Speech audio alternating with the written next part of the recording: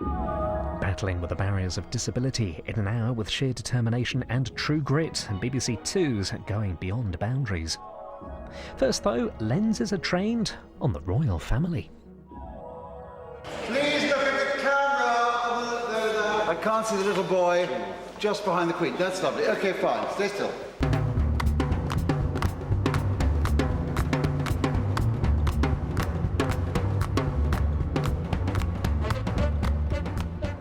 Image-conscious royals, whether they like it or not, need to be photographed.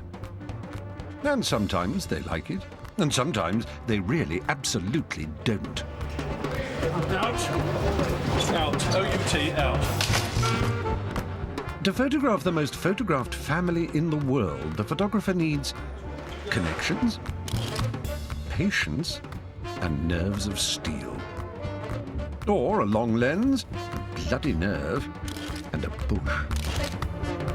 Whether invited or not, these photographers are the people who can make or break the image of the royals. Okay, lovely. So let's see face.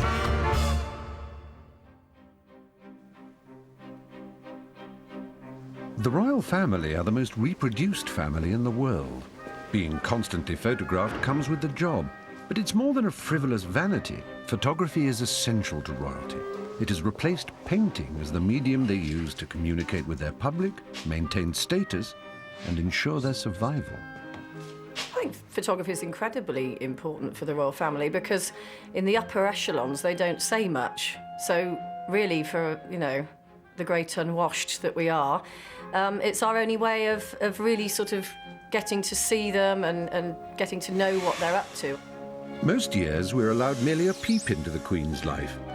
This year, it's the whole back catalogue. Windsor Castle is letting us see some of the most important images from the Queen's 80 years.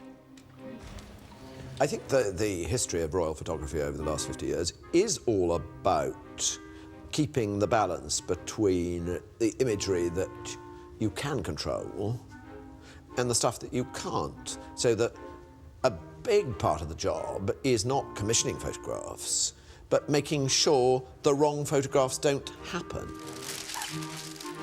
Earlier this year, the Queen agreed to be photographed by another 80-year-old, and the result has just arrived. Excellent. I think it's wonderful. Jane Bown's photograph manages to pull off the very thing that the last 50 years of royal photography has been a struggle to achieve: to establish the royal family brand as one that smacks of power and majesty, and yet has its sensitive, human side. And that branding started here with Cecil Beaton. When the Queen took on her new job, the royal family was suffering an almighty identity crisis. 1952. The war had ended, the king had died, and a princess needed to be transformed into a queen. It was down to this one photographer, Cecil Beaton, to articulate this strong message of hope in one iconic image.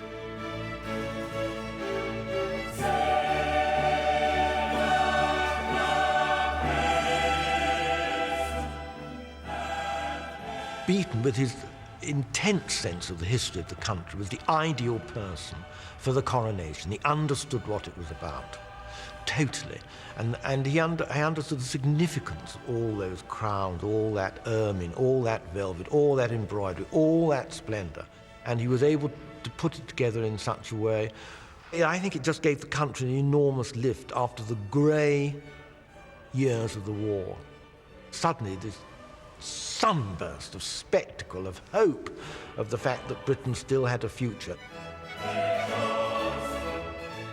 The lighting was not all as I would have wished, but no time for readjustments. Yes, I was banging away and getting pictures at a great rate, but I only had the foggiest notion of whether I was taking black and white or colour, or giving the right exposures. The Queen looked extremely minute under her robes and crown.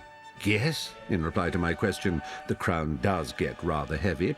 She had been wearing it now for nearly 3 hours.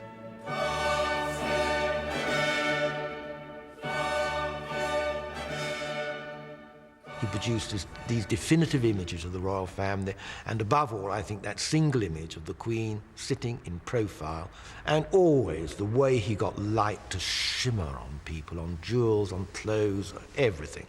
wonderful and definitive. And the person who created this incredible image was this man, Cecil Beaton.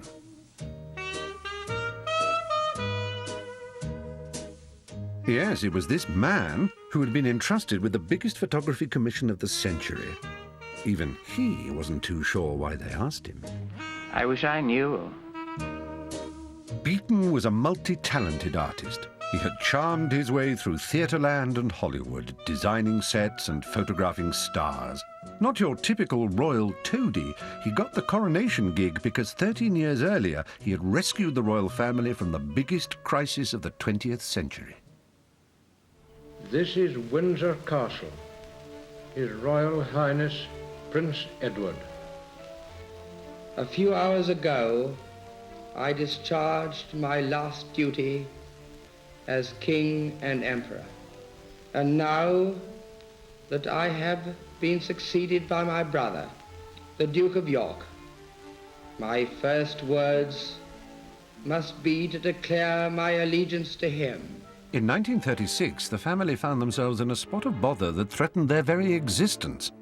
The king's dalliance with an American divorcee led to his totally unexpected abdication, which pushed his poor, shy, stammering brother and his family out of relative obscurity and onto centre stage. What was needed wasn't just a makeover, it was a complete reinvention. The Queen Mother recognised, having suddenly been tipped into royalty and to some extent a bit cross about it, that they were up against the memory of her brother-in-law and his very smart wife. The disgraced Duke of Windsor and his new wife represented all that was rebellious and modish. Keeping up with them meant not simply competing for chicness, but going one better. They got to do something comparably interesting, not to be constantly measured against them. And I think the Queen Mother absolutely recognised that photography was part of that job. July 1939, London. The telephone rang. "This is the lady-in-waiting speaking. The Queen wants to know if you will photograph her tomorrow afternoon." At first I thought it might be a practical joke, but it was no joke. My pleasure and excitement were overwhelming. In choosing me to take her photographs, the Queen made a daring innovation. It is inconceivable that her predecessor would have summoned me. My work was still considered revolutionary and unconventional. The fact that I was asked by Queen Elizabeth, the Queen Mother, to take her photographs more or less made me respectable as a photographer. Beaton was summoned to the palace to do this sitting, and there was instant chemistry between the two. Here was the fairy queen in her bower. She put on her crinoline, she put on her diamonds, and Cecil looked through that camera's lens and he just thought, boy, she is photogenic. She looks as though, as it were, she's floated out of a cloud. And he put her against backdrops, blown-up photographs of paintings by Fragonard, huge pots of hydrangeas, and so all those sittings in jewels. And then she put on the dress with a lace parasol, lacy dress with a hat, and took those wonderful ones of her, as it were, going down the steps at the back of the palace. And an image was created where there was none before.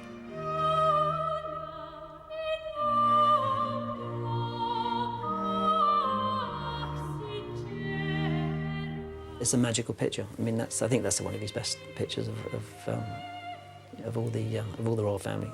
But there's a massive urn above her, about sort of 15 foot high, and she's dwarfed, but she's got a parasol and a lovely long gown, and she just looks like she's just walking past. He did it with all the flair, all the talent and style that one associates with him, and it was a brilliant job. The Queen appeared, smiling and laughing in a sudden gust of wind. She was wearing a champagne-coloured lace dress and hat. She carried a parasol. She walks down a flight of steps while I run about with my small camera. The lawns of the palace were fitfully strewn with sunlight. The atmosphere seemed strange and timeless. The Queen talked gaily. "I'm interested in your photography. You have such a high standard." Him and the Queen Mother, I think, had a special relationship. I think they were quite tight. I mean, she liked him. She was quite a gay woman. She loved, a good time, and I think Cecil was a bit of a gossip, and they probably got on quite well.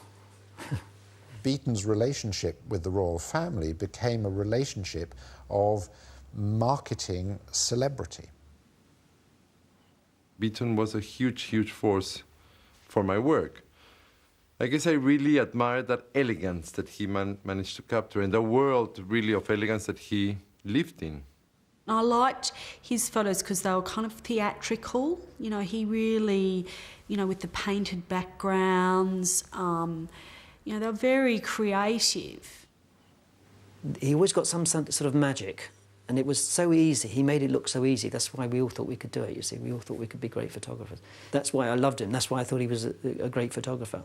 But I can't tell you why. You know, there's a magic about his images, and he probably wouldn't be able to tell you either. And almost go up on that toe. Can you go up on that toe a little bit as well? That's good.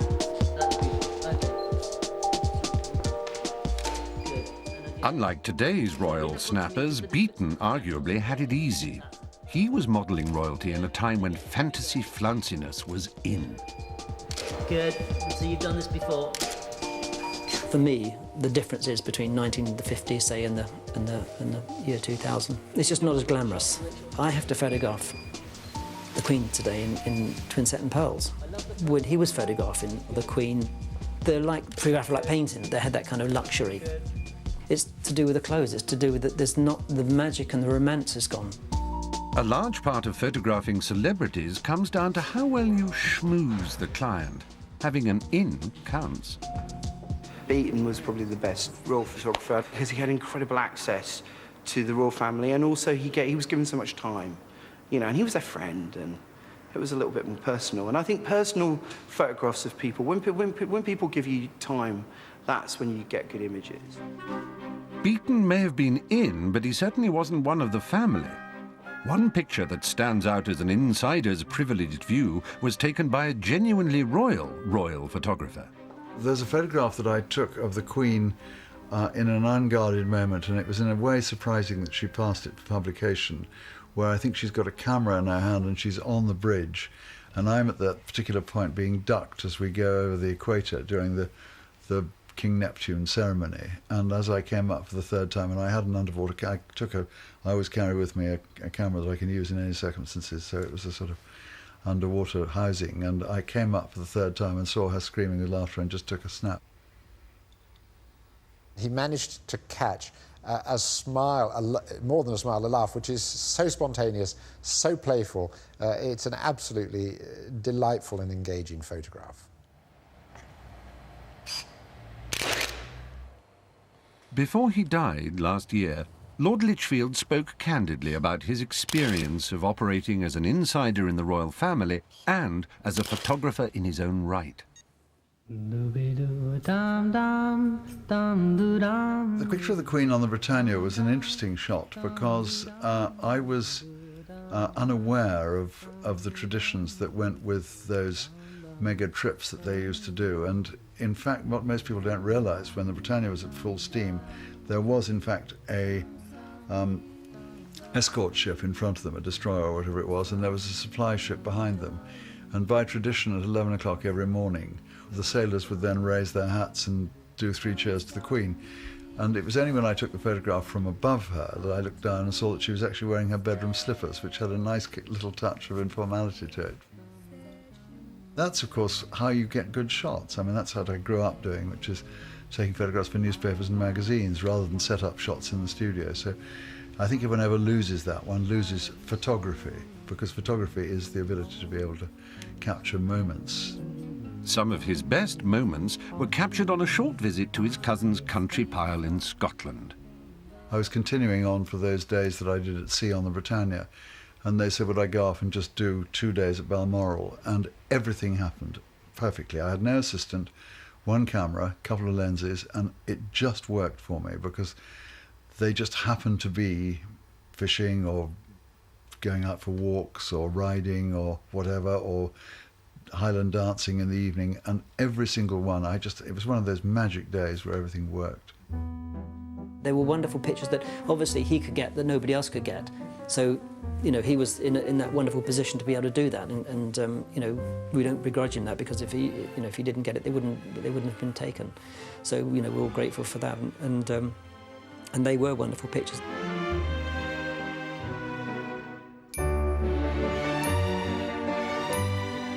I have a curious relationship with the royal family in that there are two entrances to Buckingham Palace which I use. One is the tradesman's entrance and one is the guest's entrance. And if I'm going to a party, if I'm lucky enough to be asked to a ball or a garden party or anything, I go in the front entrance, as I used to as a young guards officer.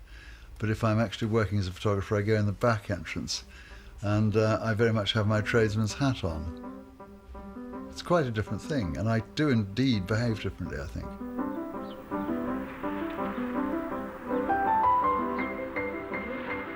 Being an earl and having the Queen as his cousin, Patrick Lichfield didn't want his status as the most eligible man in the country to get in the way of his photographic career.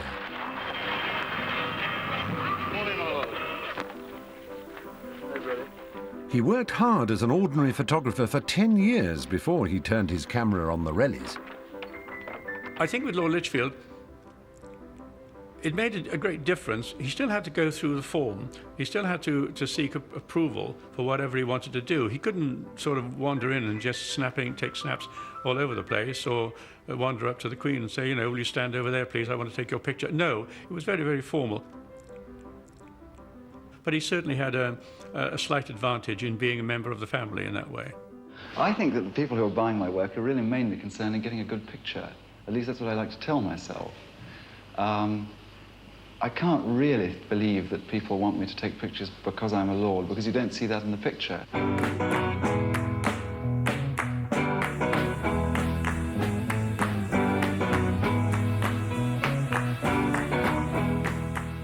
This jet-setting aristocrat was careful not to get pigeonholed as a photographer of royals. Throughout his 40-year career, he kept his hand in doing rock stars, actors, and nudes. He worked principally, I suppose, as a photographer of the glamorous and the privileged. He did a certain amount of fashion photography. There. Lovely. Just looking down. Hold on, last one, and we'll just change to some colour. Keep it, this is good. Just do excellent. Oh, we've got you. You're very good at this. Have you got any other tricks? The Lichfield style and image in general was that of a sort of almost a 1960s Regency buck out in the great world, and then going on and doing those wonderful catalogues with the semi-clothed girls at the back of Beyond. Poor girl, she's going to have cold feet. Together. One more.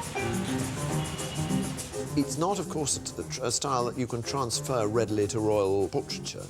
Oi! Exposure! Don't move anything. It's great. Still. It's beautiful.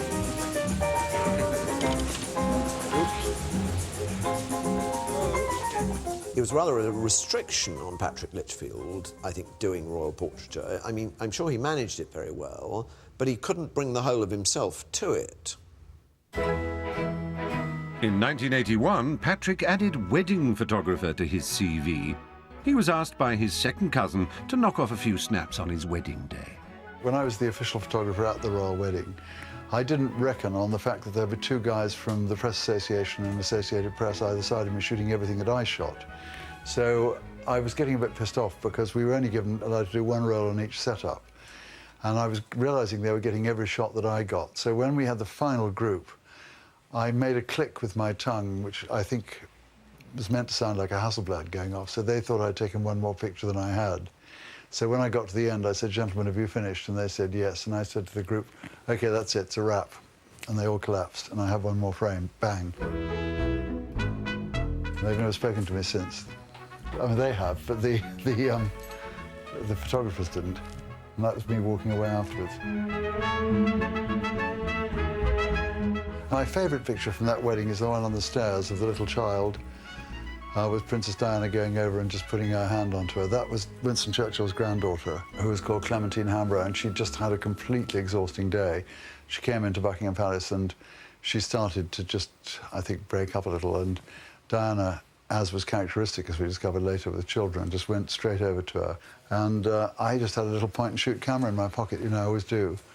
And I just went click and bang, that was it. It was better than any of the big setup stuff. So very often the little snaps are the shots that you remember. The royal family liked him. They liked Patrick Litchfield, and he knew his way around Buckingham Palace. He knew the best rooms to photograph in, which is very important because most of the wedding photographs, royal wedding photographs, are taken in the throne room. It's a bit of a jinx room, actually, because all the wedding photographs that have been taken in there from Princess Margaret and Lord Snowdon, Prince of Wales and Lady Diana Spencer, Duke of York and Sarah Ferguson, Princess Anne and Mark Phillips, the first one, they were all taken in there, and all the weddings have broken up, so it's a bit of a jinx room. One of those jinxed royal liaisons was the marriage of Princess Margaret to a commoner, Anthony Armstrong-Jones. Lord Snowdon, as he was promptly renamed, already had a foot in the door of the palace long before he wooed the Queen's sister. He had taken photographs of the Queen and her children. The first of these royal sittings was an ambitious pastoral scene involving the monarch, children and animals. It wasn't entirely successful. Went along the day before, a week before, and did a little sketch of it, and submitted that and got that approved. It was the Queen and Prince Philip on the bridge, right, and Prince Charles and Princess Anne below.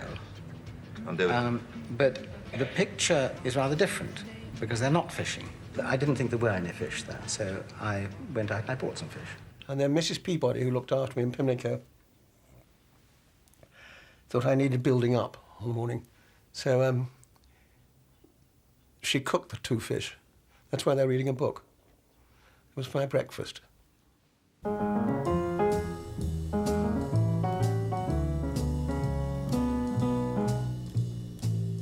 Tony was an instant hit with the family. Being accepted meant it wouldn't be long before he'd be introduced to their old favourite photographer. Scintillating. Brilliant. Good.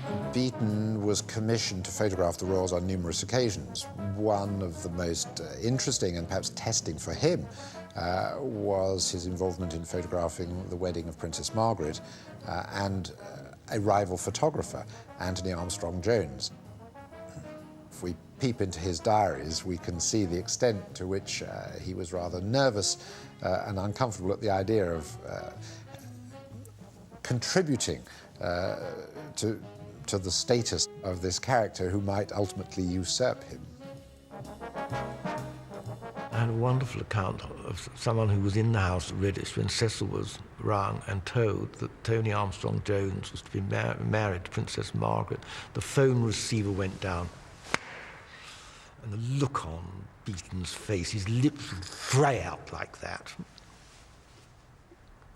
He knew he'd been totally trumped. He could never aspire to that, to marry the Queen's sister. I remember he said, when we got engaged, Cecil said, thank you so much, ma'am, for ridding me of my worst rival. And so she said, well, what makes you think he's going to give up?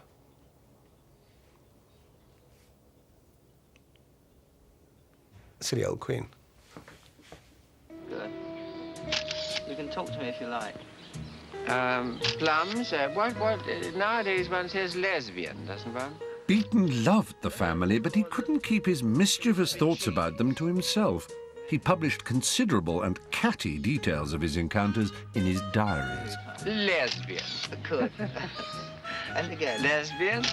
With more feelings. Lesbian. That's more like Lesbian. Cecil could be very jealous and spiteful and rather bitchy. I saw all those royal entries, not all of them, but most of them transcribed, and I really abridged some of them because some of them could be. There was one on Princess Margaret which was absolutely vicious. I caught sight of Princess Margaret. Gosh, the shock. She's become a little pocket monster Queen Victoria. The flesh is solid. And I don't think dieting can reduce a marble statue. Her appearance has gone to pot. In a way, it just went beyond. And in a way, he was envious of them, which was ridiculous. Beaton needn't have felt so threatened about his rival's proximity to the royals. Bearing in mind that the close access that Snowdon has had to the royal family, one would expect perhaps to see more family snapshots bearing his signature. Yes, he was in. But it wouldn't be inappropriate for him to take the official royal photographs, because by then he was a member of the family. I think they would have deliberately not asked him at that juncture, because it would have been cause for comment. He didn't take any official photographs at all while he was still married to Princess Margaret. All the official photographs came after they were divorced. What Tony Snowdon did do was take the most wonderful photographs of Princess Margaret. Absolutely beautiful.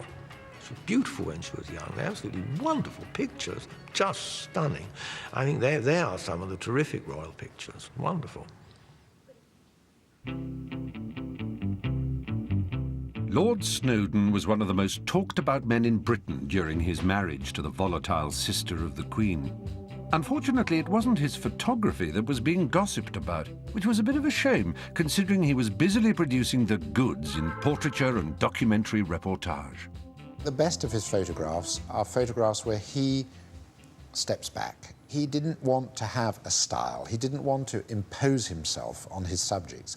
And to that extent, he was really at the other end of the scale in terms of the way of operating of a Cecil Beaton.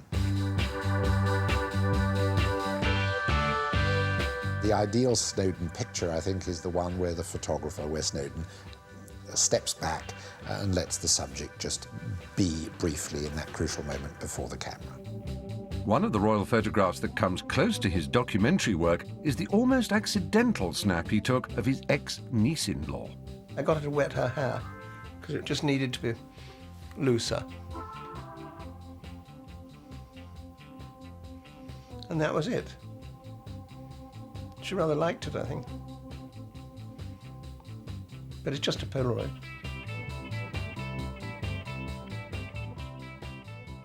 When I spoke to the late Diana, Princess of Wales, she said the one thing she liked about having a photograph taken by Lord Snowdon was that he made her laugh and put her totally at ease, made her relaxed. Now, in contradiction to that, he always says he doesn't like his photographic subjects to be totally relaxed. He likes them to be not nervous, because that makes him a bit irritable, but he likes them to be slightly on edge. I like long pauses. And in those long pauses, you hopefully get something. And sometimes you don't.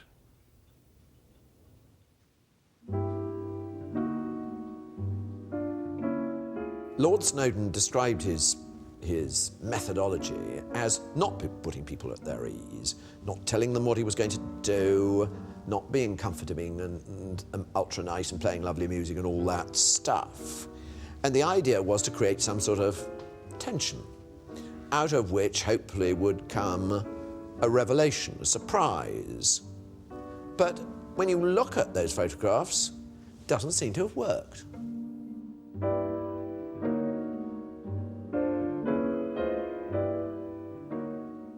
There's one Snowdon photograph which you remember forever because it's such a hoot, because it looks like a spoof of a Ralph Lauren ad.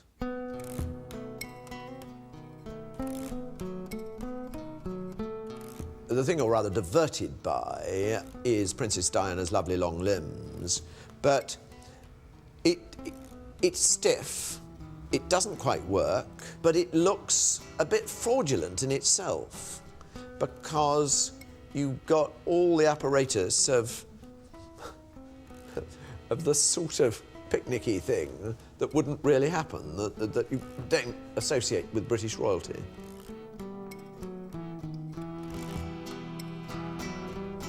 It's a very un-Snowdon photograph because it is so contrived. I'm not sure what the inspiration was, whether it is evoking Gainsborough, where he will set an aristocratic family in their park with all the accoutrements of their status. There is something of that about it. There's also a little too much, for my mind, of the advertising shot about it. We can sort of imagine that Lord Snowdon had been looking at a lot of Ralph Lauren advertising. I've no idea how that extraordinary thing came to pass, but it made people laugh at them. It made people laugh a lot. They just looked so stiff and so posed, and there was nothing natural about it. It looked like a fashion shoot where two models who hitherto had never met each other were put together and told to pose as man and wife. And I think in retrospect, I don't think it was one of Snowdon's favourites either. It was really bad, that picture.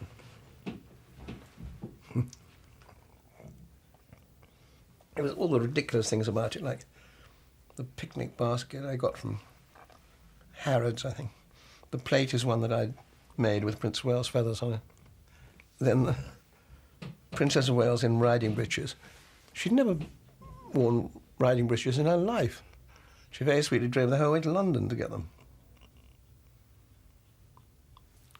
So it's a fairly ridiculous photograph. But it was a photograph with a purpose to serve and a message to give. It was really more PR than portrait. Well, I think everybody knew from the moment that picture appeared that the marriage was finished. And East is East and West is West, and therefore there was this completely contrived photograph. And the newspapers were immediate in the response to that. They said that the photograph was a living lie. And it must have been a nightmare for Snowdon to have to do it, frankly. These poor royal photographers, like the court painters that preceded them, have a PR function. Throughout difficult times when the family has to keep up appearances, or even to change them, photography is the chosen form of propaganda. I think anyone photographing the royal family will have in their heads what's been done before, centuries of iconography, and masses of recent stuff, and it's very difficult to get away from that. And even when you get away from it, you get away from it in a way that somebody's done before. Using photographers to modernise the family is often a gamble, but the Queen doesn't shy away from taking risks. As she approached the anniversary of her 50 years in the hot seat, she found herself facing charges of irrelevance. So once again, she looked to photography to do something brave. I think the point about the last 50 years of royal photography is it's not like other photography. Just like royal life isn't like any other kind of life. It's strange and special, but it has occasionally to accommodate the modern world, and they fight each other to a truce. Times change, and to their credit, the royals seem ready to adapt to those changing times. If I'm honest with you, I don't really know why they chose me. I guess... I don't know. Well, I was never actually... I never knew why I was asked. To celebrate the Queen's Golden Jubilee, the palace appeared to be in party mood. Instead of giving the job to the old pros of royal photography, the Queen's official birthday commission was handed out to some less than likely candidates. One of those was London photographer Rankin. Known for his unflinching and subversive portraiture, this bad boy of Brit art wasn't exactly expecting to be asked. I felt at the time that I was probably not the kind of natural choice. I was doing all these quite edgy fashion shoots or edgy portraits of quite, edgy celebrities. So it didn't feel like a natural fit to me. Nor did it seem a natural fit to invite controversial photographer Polly Borland. Best known for her pictures of accountants in nappies, Polly also wondered whether royal photography was really her bag. I asked one of the people in the press department why I'd been asked, and she'd put my name forward because they wanted a female and they wanted someone from the Commonwealth. The only instructions I got from the palace was that I had to photograph it at the palace and that it was going to be in this room, and really everything else was whatever I wanted to do. But there was a catch. In return for unprecedented creative freedom, the photographers were given a time limit of 5 minutes. The thought of doing a photo in 5 minutes and of the Queen was just sort of, it was kind of beyond my comprehension, actually. You're so easy to make smile. I just researched the Queen as much as I could. I came back with an idea which was to just photograph her with a light called a ring flash. I knew that if I photographed her wherever really in the palace, that I would be able to lay a background in with digital retouching. She was late. The Japanese Prime Minister had held her up. I was told that she didn't particularly like to have her photograph taken. She was now going to be in a hurry because she was hosting a luncheon. It was somewhere within the palace, and she was being walked. This was sort of en route. The room we were in was en route to the luncheon. So we'd set the lights up and everything, and we were ready, and we just stood around. And we stood around about 30 minutes, everybody, and feeling more and more uncomfortable. I mean, I knew it was exciting. I knew it was a good opportunity. You know, I knew that this was a good gig. But anyway, in she walked. And I completely lost the power of speech. The closer and closer she got, it was like one of those, it was like a bulldozer coming towards you in terms of the fear that you've got. I couldn't think. I couldn't think, and I didn't even go into automatic pilot because I hadn't thought what the automatic pilot was going to be. As she walked into the room, in this overwhelming sense of kind of power and empowerment kind of swept over me, and it was really strange. Here I was, reduced to being this sort of bumbling idiot, feeling like it's different about somebody because they're royal. Whereas everybody else, as I said, you know, I just think, well, we're all people, we're all human beings. But there's something about royalty that sent me off on one. Well, all I remember is thinking, God, these are great pictures. I'm taking such great pictures. Wow, she's so amazing. She's so great in front of the camera. And then after about a roll and a half, my sync lead fell out of the camera and she laughed, really readily laughed.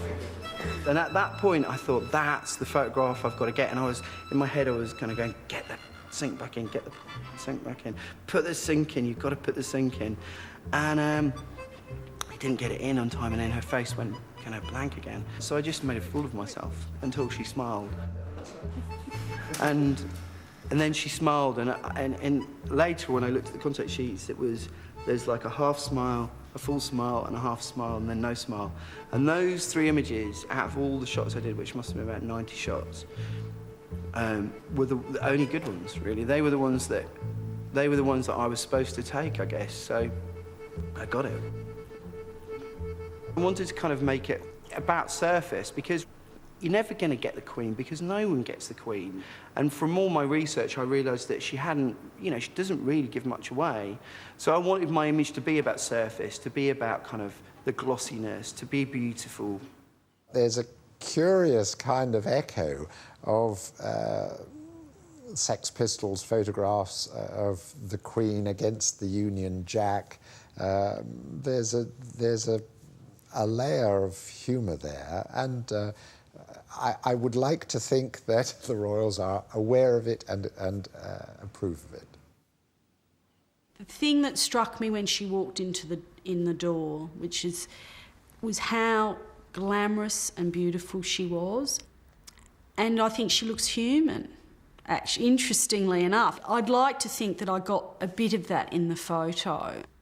The Polly Borland photograph, I think, using those sort of Marimekko, then very, very fashionable flowers as a background, is clever because it puts the Queen into a world that she doesn't normally belong in, which is the world of newish young people, and a sort of rather bright, banal, kiddie world imagery. And once again, the Queen must have thought, well, I don't know if it's just what she wants, perfectly inoffensive. She will have done it. But whether she understood the little themes and ironies, I doubt it. I doubt whether the Queen will have spent a moment worrying about that.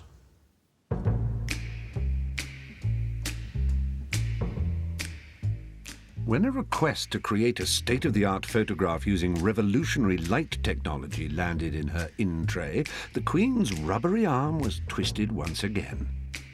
When Her Majesty was first proposed it, apparently she was tickled by the idea, so if she's into it, then we all were.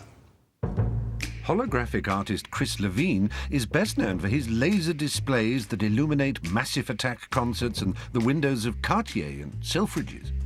It was definitely controversial. You know, I think a lot of people had considered that it's the Queen, it should be an oil painting. I think the controversy was more to do with the fact that the medium was unusual, and it was breaking tradition, whereas really, you know, we're in the new millennium now. It's as if the future has arrived. You know, light, you know, is an art form. It was put to me that, you know, what would I like Her Majesty to wear? And I had imagined that however she turns up's fine by me. Well, in the months leading up to the shoot, I was very relaxed about it. But in the days leading up to the shoot, it suddenly dawned on me anything could go wrong. On the morning of the shoot, there were some strange radio signals going through the room. Something was happening to the electronic recording equipment, and the clock was ticking. What am I going to say? Sorry, just give us a couple more hours. We had to get it right. It's amazing when the crown turned up, was in a big jewellery box, and it was open. And I kind of imagine that there's going to be 3 or 4 people in some kind of ceremony as the crown is kind of positioned. But man put it on, checked herself in the mirror, it looked great, and away we went.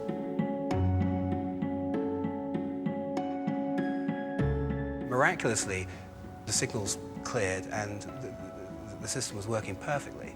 All feel it in the room that this was the image. You know, suddenly it all came together and it was like we were being spoken to. It was an amazing moment.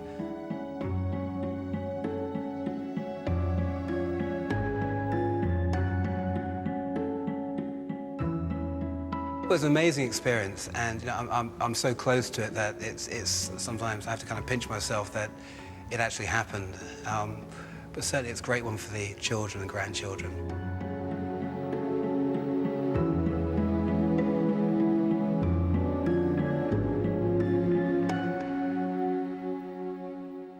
There's a public face and there's a private face, and if you can just get behind it, very difficult to do actually, because they're very practiced at the veneer, at putting up the veneer.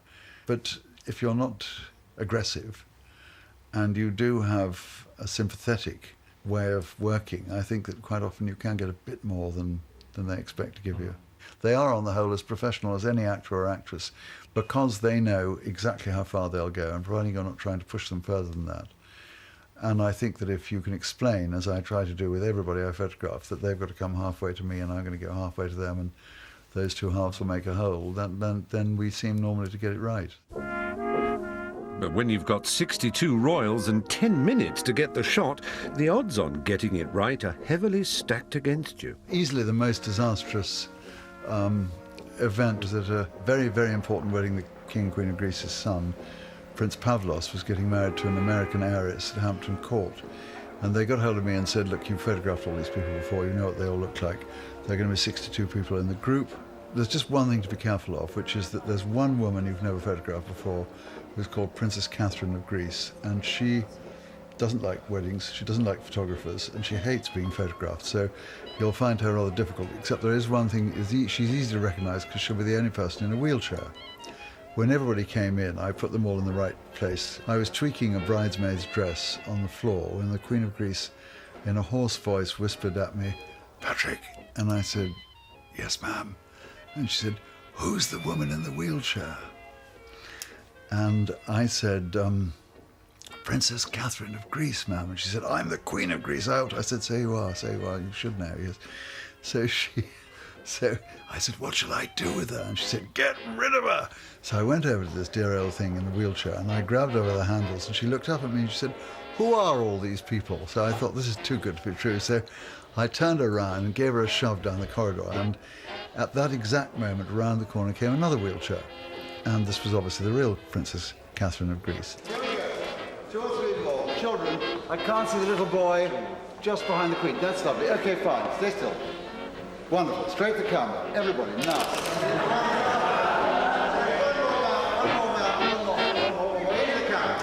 And when I finished, everybody filed out except the Queen of England. And she came over to me and she said, "Who was that woman?" And I said, "I haven't the slightest idea." And she said, "Well, go and find her, because you've got a little Polaroid. You've got one shot that could change her life if she knew what she was part of." I have to wait for this little bird to go off for it. Mrs. Tucker from Tunbridge Wells now has an enormous frame with a tiny picture in it and a caption that goes on and on and on forever. But it was funny. It was funny.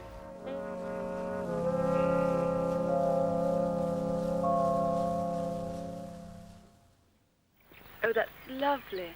Forget the dogs. Oh, yes. Oh, that's sweet.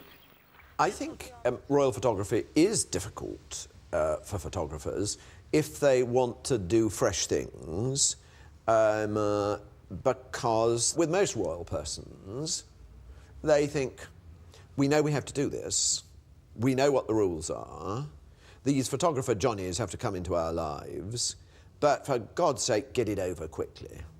I'd seen on the wall of Windsor Castle a Winterhalter picture of Queen Victoria and her children and her family, which had been done, and I suddenly thought it'd be so nice to do a modern version. And on Christmas, I managed to get them to agree to, I knew they'd all be together at Christmas Day, which is the time when you really can get them. And in those days, they spent Christmas at Windsor, and I gathered them together at 3 o'clock. I knew that there was a Marx Brothers film on, and I put the camera just above the television, and I let Groucho do the work. And I got a nice picture. They're not actually looking at my camera, they're looking 6 inches beneath it at the television, which is the film that Groucho was in. These are the most photographed people coming from the most painted family. What do you do?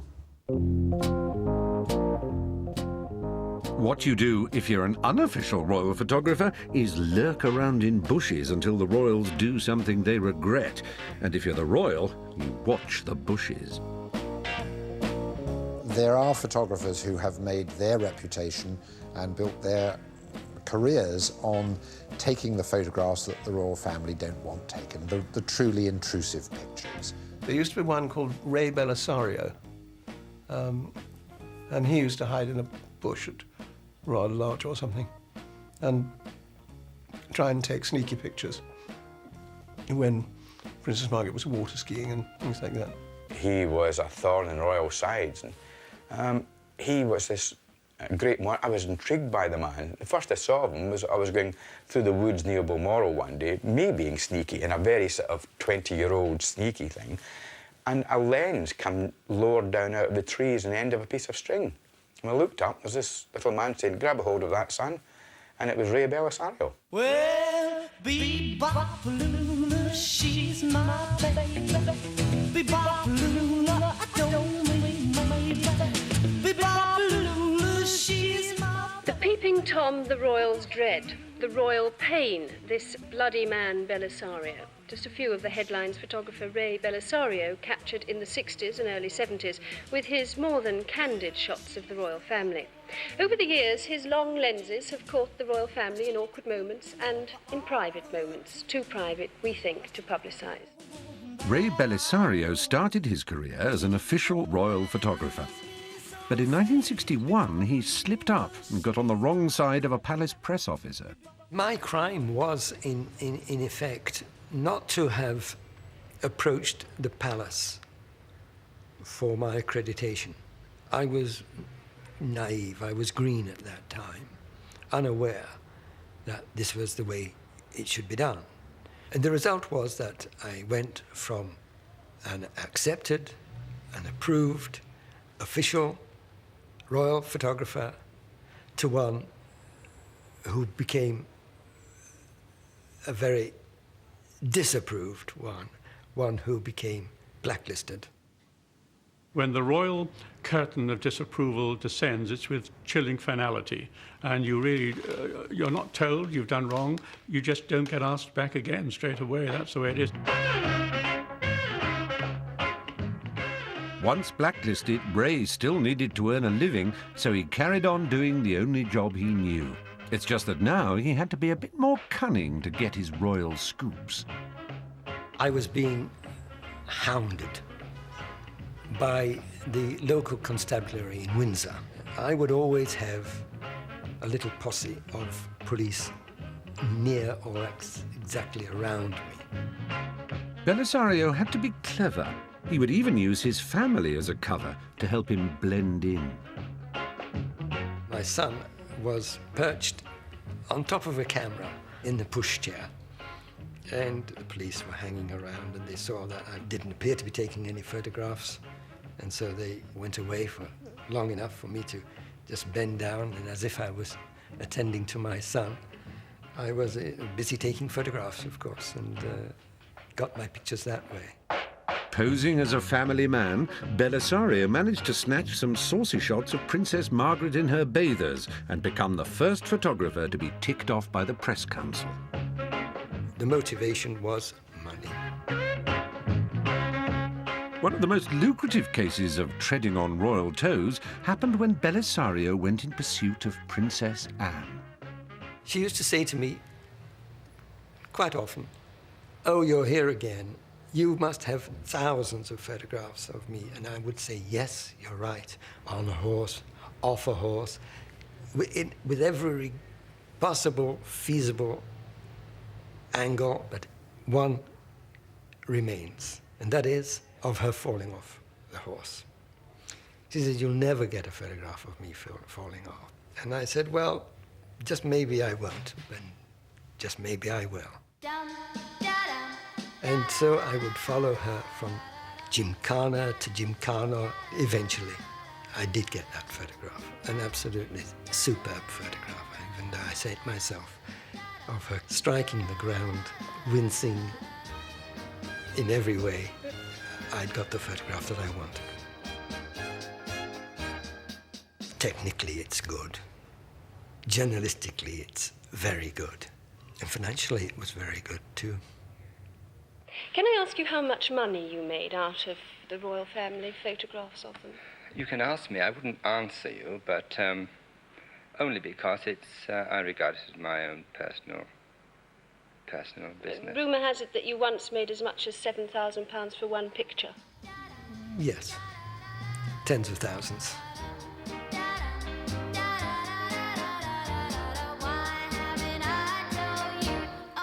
As a responsible dad and husband, Belisario contributed to the housekeeping with one of the most lucrative photo opportunities of the century. This was a rather historic moment in many ways, since the abdication. Here was the Duke of Windsor, the former king, being taken back into the fold. So I booked a room in the Hilton Hotel, way up high, which overlooked the back garden of the palace. I took it for a week, and sure enough, the Duke of Windsor was out walking, and sure enough, I saw the Queen.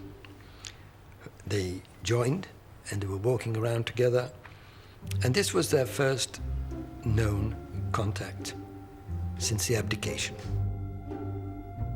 Having lost favour with the palace, Fleet Street refused to publish, but there was still a hungry market further afield.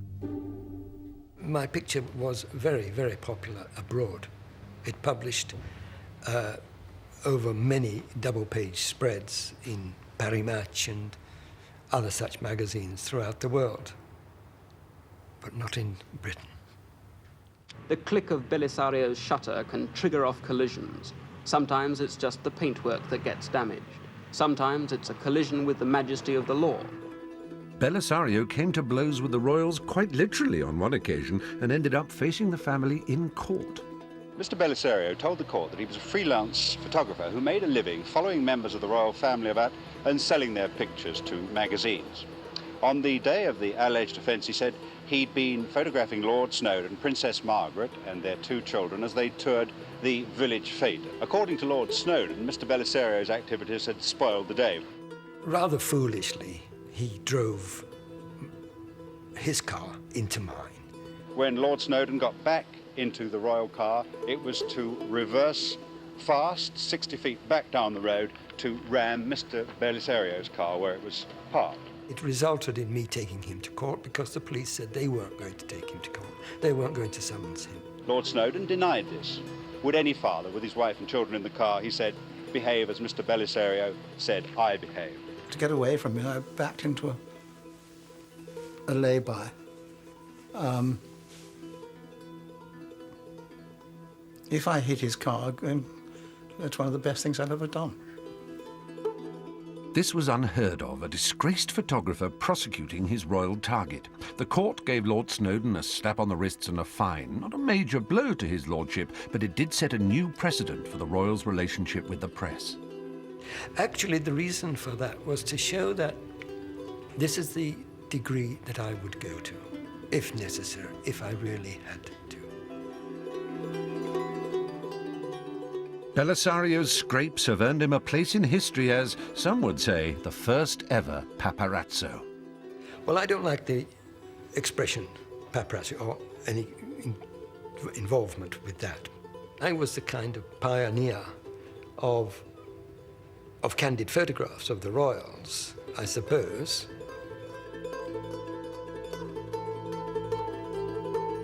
If I could start again, I would have been happier having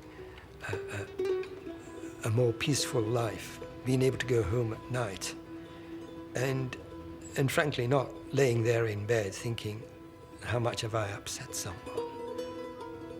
It got to that level where I was just driven on by the desire to not be defeated. Bellisario finally gave up his pursuit of the royals in the late 70s. He closed the door on his career, but not before he had shown the way to a whole new generation of ruthless, wide-eyed press photographers. He had taught them that sticking one's lens where it's not wanted can make a photographer a lot of money. But it could also make royal life hell. The Windsor family in the 1980s were to face the most testing decade imaginable, and they were totally unprepared for it. There is a public curiosity, there is a hunger for these images. The moment any royal steps out of their front door, they are public property and they have to live with the consequences of being photographed by photographers that we may brand as paparazzi, but are still a part of the process of building the image of what it is to be a member of the royal family. In part 2, the press take over from the portrait photographers as the defining image makers of the royals. The first thing, of course, anybody ever says is, are you a royal photographer? Are you a paparazzi? Well, no, I'm not a paparazzi. I think what makes, any good picture, Arthur Edwards' picture, anybody, is capturing the moment, capturing the moment that matters. The story of royal photography becomes one of conflicting agendas of palace and press, and spawns a new definition of what it means to be a royal press photographer. Scum. Creme de la scum. Creme de la scum. Are we all friends? No, not all of us. I mean, no, I don't hate anybody. I can't stand working with him. Yeah, I believe that. Baby, you don't know what you're saying because you're a victim of pride. Another snapshot of royal photography next Sunday on BBC Two. The story continues at 8. New comedy over on BBC 4 now, with toasters and teaspoons creating misery for Jack Dee in Lead Balloon. Taken in by the last